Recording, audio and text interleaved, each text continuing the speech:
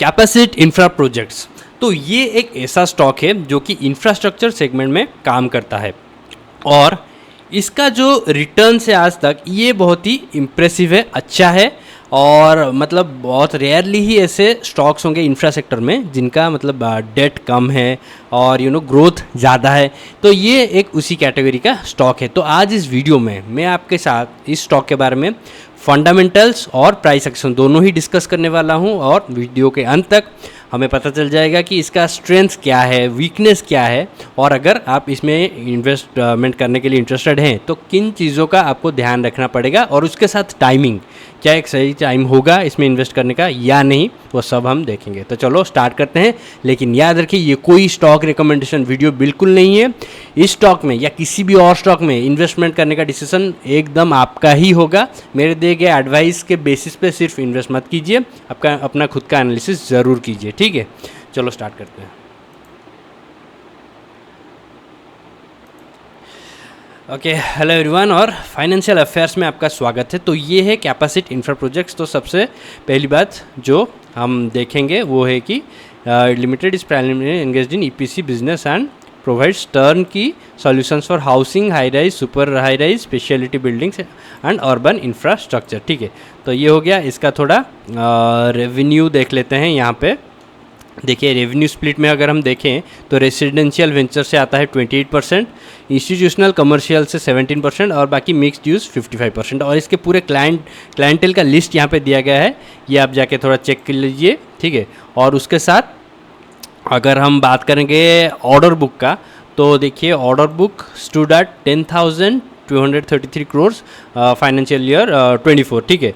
और उसके साथ 1725 करोड़ सिर्फ है पब्लिक सेक्टर का, ठीक है, सॉरी 63% पब्लिक सेक्टर का है और बाकी ये सारे डिटेल्स दिए गए हैं। तो मैं कहूँगा कि आपको ये सब खुद से थोड़ा एक बार देख लेना चाहिए।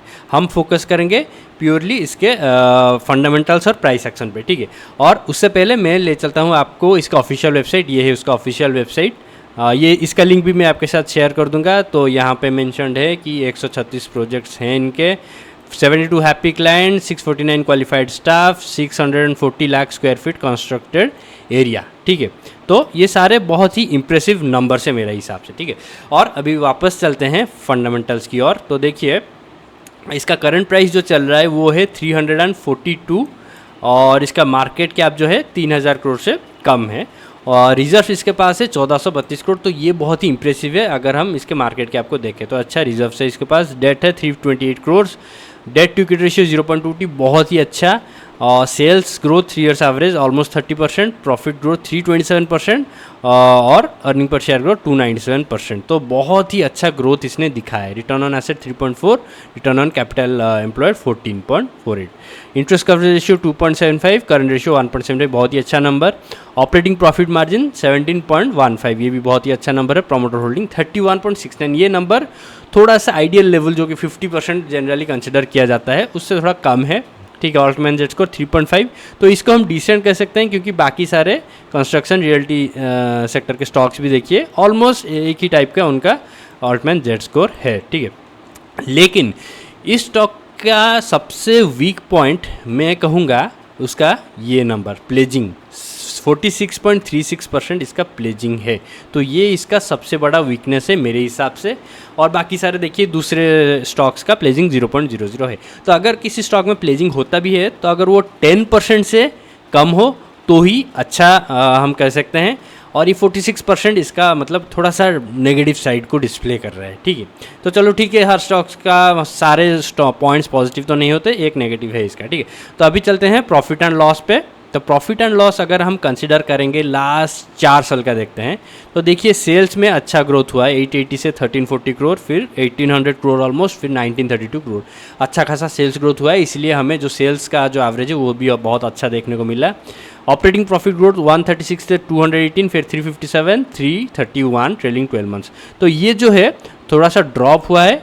सेल्स यहाँ पे इंक्रीज हुआ है लेकिन ये ड्रॉप हुआ है। इसका रीज़न ये है ऑपरेटिंग प्रॉफिट मार्जिन थोड़ा ड्रॉप हुआ है 20% से घट के 17%। लेकिन अगर हम एवरेज देखें मतलब ऑपरेटिंग प्रॉफिट मार्जिन का, तो ये 15, 16, 20, 17 तो ऑलमोस्ट 16-17% इसका मेंटेन किया गया है, कंसिस्टेंटली डिक्लाइन नहीं हुआ है, तो ये एक अच्छी बात है।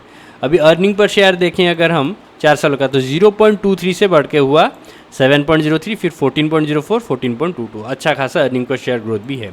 अभी चलते हैं शेयर होल्डिंग पैटर्न पे। तो शेयर होल्डिंग पैटर्न अगर हम देखें 3 क्वार्टर्स का, तो देखिए यहाँ पे प्रोमोटर्स ने अपना स्टेक 5% से ज़्यादा कम किया है, ये एक और एक नेगेटिव पॉइंट है इस स्टॉक का, ठीक है। तो ये दोनों हो गया, एक प्लेजिंग और एक ये।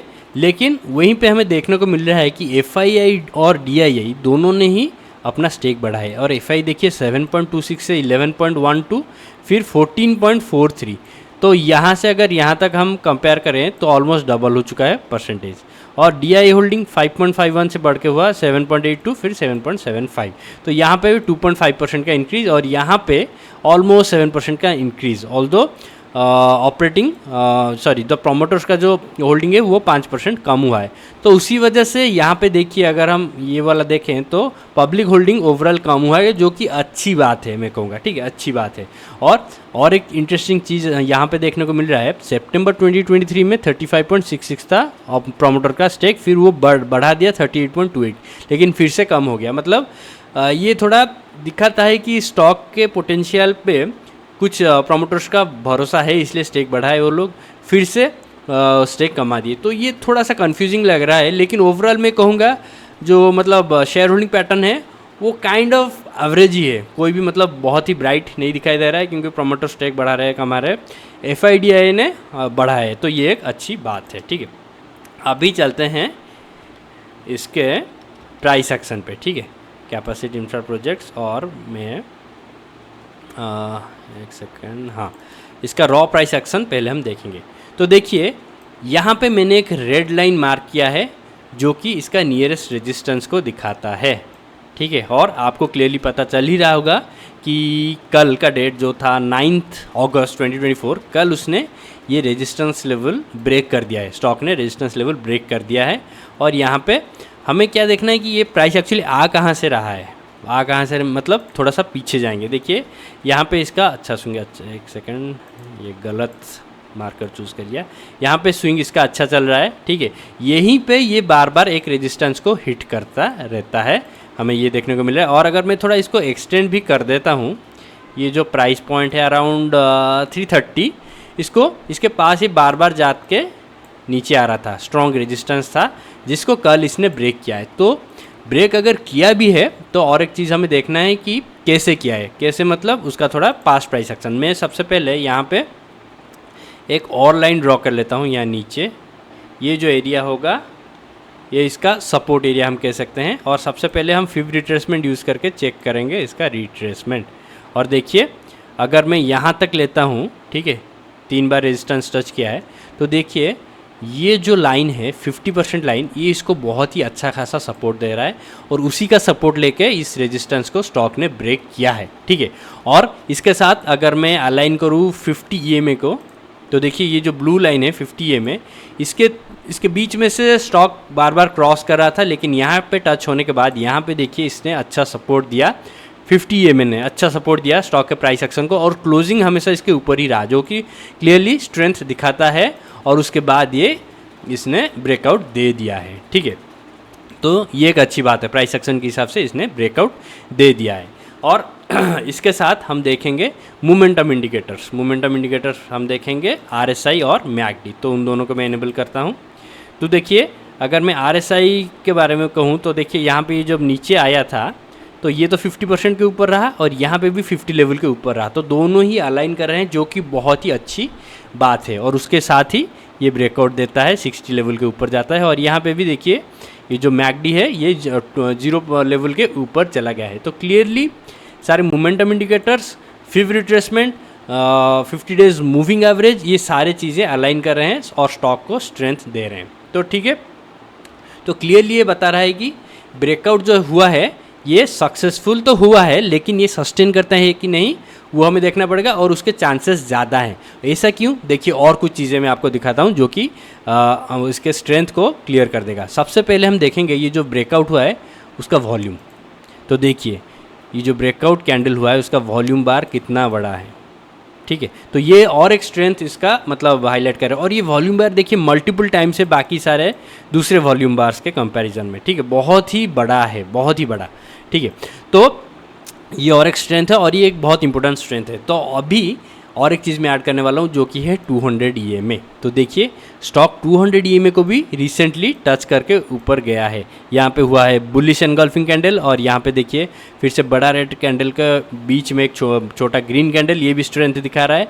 तो बार बार इसी लेवल पे आके ये स्ट्रेंथ दिखाता है और यहाँ पे भी फाइनली एक बहुत ही अच्छा स्ट्रेंथ दिखा के यहाँ से थोड़ा सा रिट्रेसमेंट करके ऊपर गया है। तो इसके ये जो ट्रेंड स्टार्ट हुआ है, ब्रेकआउट हुआ है, तो यहाँ से ट्रेंड शुरू होने के चांसेस बहुत ज़्यादा है। तो हमें करना क्या है, अगर आप इंटरेस्टेड है एक इंफ्रा कंस्ट्रक्शन सेक्टर के स्टॉक में इन्वेस्ट करने के लिए जो कि ग्रो कर रहा है अच्छी तरह से, और अगर आप इंटरेस्टेड हैं तो इस स्टॉक को आप कंसिडर कर सकते हैं। लेकिन आपको और एक दिन वेट करना पड़ेगा जो कि होगा अपकमिंग मंडे। अगर उस दिन भी कैंडल ग्रीन ही रहता है या फिर अगर रेड भी होता है तो ये जो लाइन मैंने ड्रॉ किया है 330 इसके ऊपर ही क्लोज होता है, तब हमें पता चलेगा कि इसका स्ट्रेंथ एक्चुअल में है, बहुत ही स्ट्रॉन्ग है और यहाँ से ये अप ट्रेंड कंटिन्यू कर सकता है। तो वो एक अच्छा पॉइंट होगा। मतलब नेक्स्ट डे, मतलब मंडे गया ट्यूसडे को, मंडे मार्केट खुला, हाँ मार्केट ऑब्वियसली खुला होगा, आप चेक कर लीजिएगा। अगर मतलब नेक्स्ट ट्रेडिंग डे जो भी होगा, ठीक है, तो उसके नेक्स्ट डे और एक दिन वेट करेंगे, उसके बाद कंफर्मेशन कैंडल हमें एक चाहिए। क्योंकि बहुत बार ऐसा होता है कि एक बड़ा ग्रीन कैंडल ब्रेकआउट देता है, फिर एक बड़ा रेड कैंडल आके फिर से यहाँ से एक डाउन ट्रेड और एक स्विंग ले लेता है नीचे से, फिर शायद ये ऊपर जाता है। तो ये हमें नहीं देखना है, ये हमें नहीं चाहिए। हमें चाहिए कि ये जो ब्रेकआउट दिया है ये सक्सेसफुल हो, यहाँ पे ये सस्टेन करे, ताकि हम 1 आवर टाइम फ्रेम में जाके यहाँ से एक एंट्री ले 340 के आसपास और स्टॉक ऊपर जाए, ट्रेंड को हम पकड़ सके। तो ये ओवरऑल स्ट्रैटेजी होता है, ठीक है। और अगर आप एंट्री ले लेते हैं यहाँ पे, मान लेते हैं आप लेते भी हैं, तो आपको कुछ प्रॉफिट टारगेट्स में सिंपल प्रॉफिट टारगेट्स आपको दे देता हूँ ताकि स्विंग ट्रेडर्स फ़ायदा उठा सके और प्रॉफिट बुक कर सकें। तो सबसे पहला टारगेट आपका रहेगा इन दोनों लेवल के बीच में, ठीक है। तो 360 मान के आप चलिए, ये एक अच्छा प्रॉफिट टेकिंग टारगेट होगा, लेकिन रिटर्न्स बहुत ही कम होगा, ये आप याद रखिए। क्योंकि एंट्री आप ले रहे हैं 340 के आसपास, तो 360 बहुत पास ही, ज़्यादा रिटर्न नहीं होगा।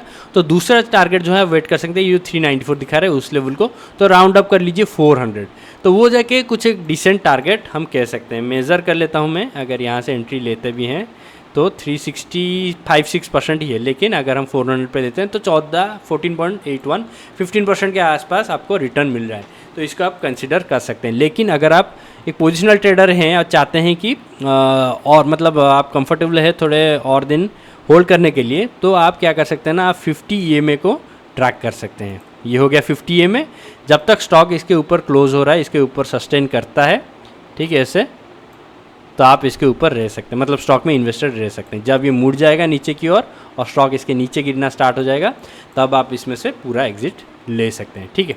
तो ये था स्ट्रैटेजी कैपेसिट इंफ्रा प्रोजेक्ट्स के ऊपर। आई होप ये वीडियो पसंद आया होगा, वैल्यूबल लगा होगा। अगर लगा है तो प्लीज़ वीडियो को लाइक कीजिए, शेयर कीजिए और चैनल पे नए हैं तो सब्सक्राइब जरूर कीजिए। मिलता हूँ अगली बार एक नई वीडियो में, और मेरे दूसरे चैनल फाइनेंशियल इंपल्स को चेक करना ना भूलें, लिंक आपको मिल जाएगा डिस्क्रिप्शन सेक्शन में। Thank you for watching, bye, take care.